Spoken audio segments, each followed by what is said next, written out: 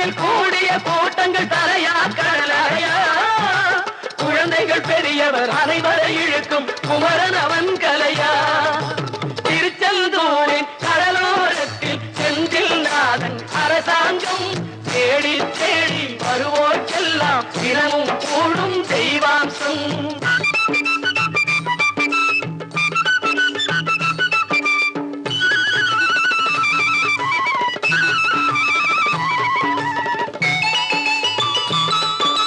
மங்கையரின் குங்குமத்தை காக்கும் முகம் ஒன்று வாடுகின்ற ஏழைகளை காணும் முகம் ஒன்று சஞ்சலத்தில் வந்தவரை தாங்கும் முகம் ஒன்று